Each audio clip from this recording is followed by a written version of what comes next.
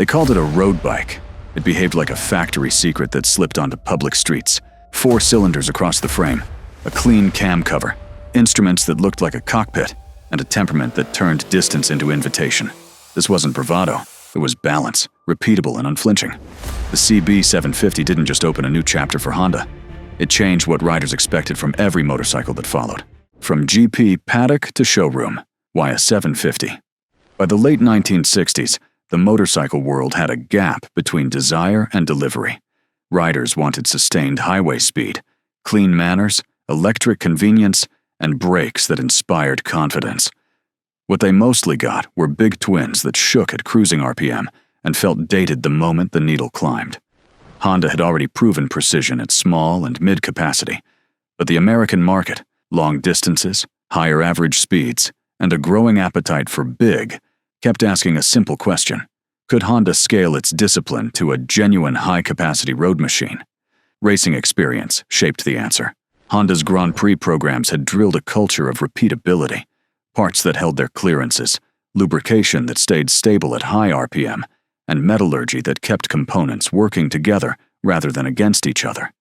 That mindset did not guarantee a great street motorcycle, but it set the terms. If a new flagship existed, it would not be a larger version of yesterday's ideas. It would be engineered around durability, ease of use, and speed you could hold, not just touch. Why 750? Displacement was the straightest path to effortless performance on real roads. 2-up riding, luggage, long grades, hot climates. A 4-cylinder layout across the frame promised smoothness, where big twins pulsed, and room for reliable power without stress.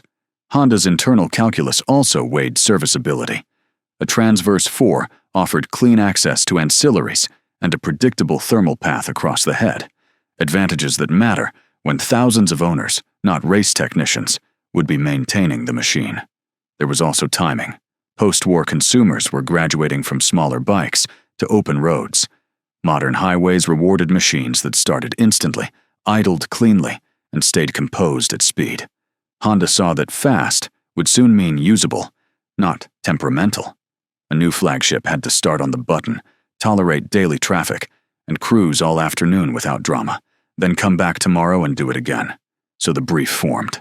A 736 cubic centimeter across-the-frame 4 with overhead cam timing, multiple carburetors for clean fueling, a 5-speed gearbox, and the electrical and charging capacity to make everyday operations simple. The engine would not merely be powerful, it would be approachable, dependable, and calm when the world got busy. When the CB750 arrived, it did more than answer a category. It defined one. Blueprint of a breakthrough. The 736 cubic centimeter SOHC 4. Honda didn't scale up a commuter twin. It drafted an architecture. The CB750's heart was an across-the-frame inline-four with a single overhead camshaft, an engine arranged not just to make speed, but to make that speed repeatable. An aluminum head sat over finned cylinders with pressed-in liners, breathing through 4 carburetors that could be tuned as a system or trimmed as individuals. Each decision leaned toward smoothness, service access, and durability you could trust when the trip wasn't a lap, but a long weekend. The choice of a single cam was intentional. It simplified the valve train, reduced parts count, and gave Honda freedom to package the top end neatly under a low cover. Screw and lock nut adjusters kept valve maintenance practical for real owners. A cam chain drive kept timing faithful at cruising and sustained highway RPM. The goal wasn't exoticness, it was a top end that would hold its clearances and keep its manners when the miles piled up. Crankshaft and bottom end followed the same logic. A horizontally split crankcase used automotive-style plain bearings, allowing a rigid, quiet rotating assembly with stable oil film at road speeds most bikes rarely sustained in the 1960s. A multi-plate wet clutch and a 5-speed gearbox turned that calm rotation into thrust without the chatter and drama riders had learned to accept from big twins. Wet sump lubrication, generous oil capacity, and clean internal galleries favored temperature control over headline noise, exactly the priorities a large-capacity road bike demanded. Induction and ignition were conservative where it mattered and clever where it counted. 4 carburetors gave each cylinder its own metering, which meant crisp response when synchronized and predictable fueling when the load changed. Battery and coil ignition with contacts was familiar to mechanics across continents, but the charging system had the muscle to start the bike reliably and keep lights and instruments steady at night, in rain and in traffic. It wasn't a race box detuned. It was a road system that refused to misbehave. Packaging completed the blueprint. The Transverse 4 left clean paths for cooling air, kept mass low and central, and created straight, cooperative runs for exhaust headers. Service points, plugs, tappets, carbs were reachable without circus tricks. This is what bulletproof looks like in metal, not indestructible, but engineered to avoid needless stress, to stay in tune, and to make its speed feel natural. The CB750 spec sheet read like ambition.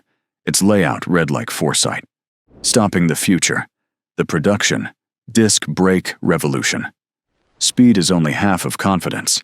The other half is knowing you can shed it, precisely, repeatedly, without surprises. The CB750 made that certainty feel ordinary by fitting a hydraulic front disc brake as standard equipment on a large-capacity road bike. For riders accustomed to double-leading shoe drums that changed character with heat, rain, or cable stretch, the lever feel on Honda's 4 was a shock. A firm take-up, a clean rise in force, and the sense that the next corner was yours to choose, not negotiate. The logic was simple engineering. A disc exposes its swept area directly to cooling air, so heat leaves quickly. Fade retreats as the rotor turns. Hydraulic actuation removes cable friction and linkage losses, translating finger pressure into caliper clamp with a consistency drums rarely matched. The result is linearity, brake force that arrives in proportion to what the rider asks. That linearity builds trust, and trust is what turns speed into pace. Wet roads were another frontier. Drums trap water and take precious moments to dry. A spinning disc clears its face as soon as the pads touch. Riders felt the difference in the first rainstorm. A brief scrub, then predictable deceleration. It wasn't magic, it was exposure, and materials doing their work where the air could reach them. Fitting the disc forced the rest of the front end to grow up.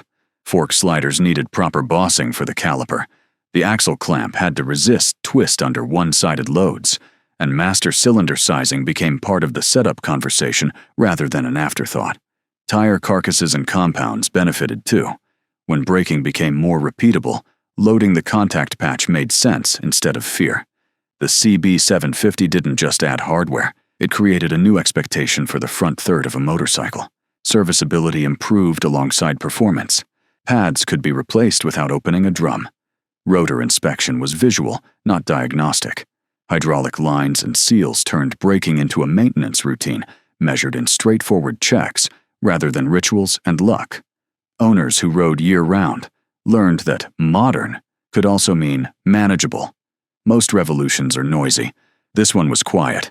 A lever, a hose, a caliper, and a rotor.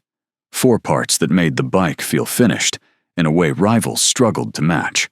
The CB750 taught the street that braking could be as refined as power delivery, and once riders experienced that, there was no going back. Ergonomics and the UJM idea. Comfort, controls, confidence. The CB750 didn't win riders only with numbers.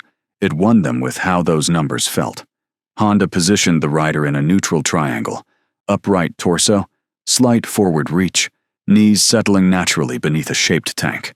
That posture reduced fatigue, kept the helmet in calmer air, and let the hands steer rather than brace. In photos, it looked ordinary. On the road, it dissolved distance, which is what real highways actually demand. Controls matched the posture. Wide, stable bars gave leverage at parking speeds, and calm inputs at cruising pace. The clutch pull was sensible rather than feather-light, the throttle arc progressive, and the 5-speed shift short enough to feel precise, yet long enough to forgive an imperfect boot. Instruments were clear, a large speedometer and tachometer with legible warning lamps, while switchgear placed lights, horn, and indicators exactly where muscle memory expected them. Vibration management mattered. The CB750's inline-four smoothed out the harshness riders knew from big twins, staying mostly calm, with only a slight tingle at certain speeds. Later, Gearing updates made it even smoother on the highway, while a comfortable seat and natural ergonomics helped cut fatigue over distance. That focus on minimizing vibration wasn't accidental. It was a stated design objective. The comfortable seat and upright ergonomics reduced fatigue over distance, letting riders finish long trips feeling surprisingly fresh. Startup and daily ritual were modern. Electric start meant the day began with a button, not a technique. The charging system kept lights steady in traffic. Idle remained even when weather turned fickle. Choke, warm, settle, ride. The routine was short and predictable.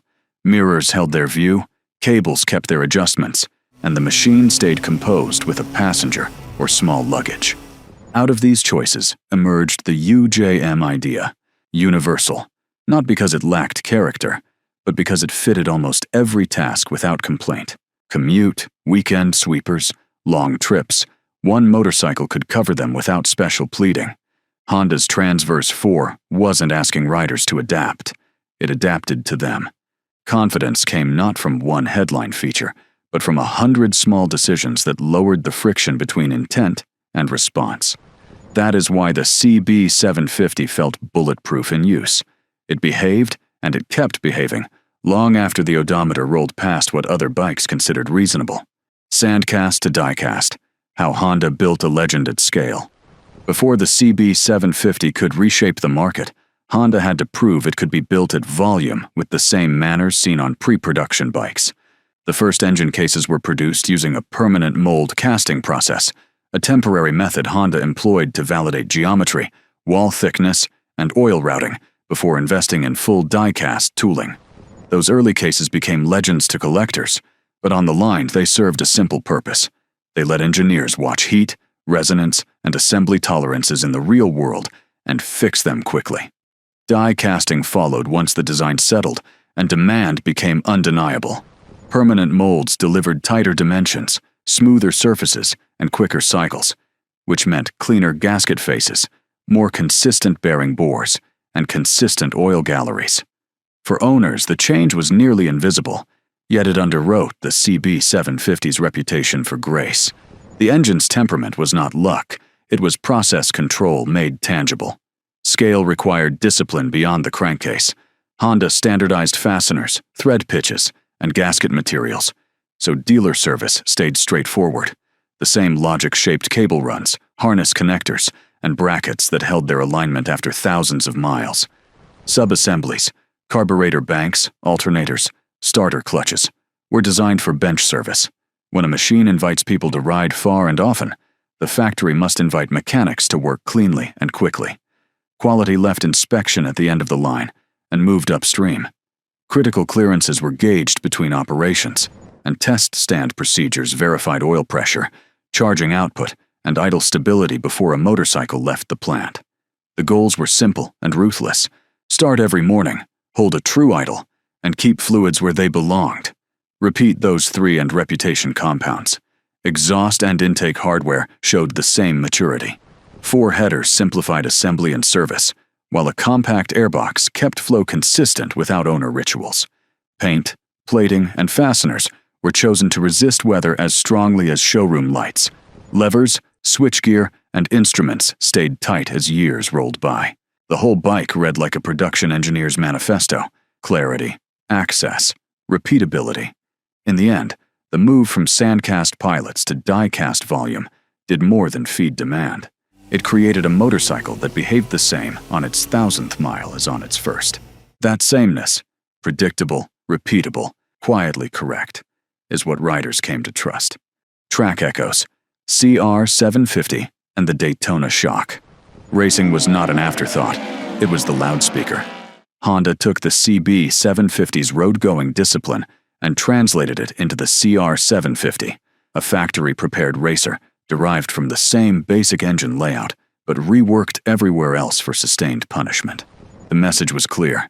If a 4 could be friendly from Monday to Friday, it could be ruthless on Sunday, provided the details were rewritten for distance, heat, and speed. The transformation began with breathing. Race cams lifted and held valves longer. The ports were cleaned and matched, and 4 carburetors gained track-minded jetting and stacks. Compression stepped up.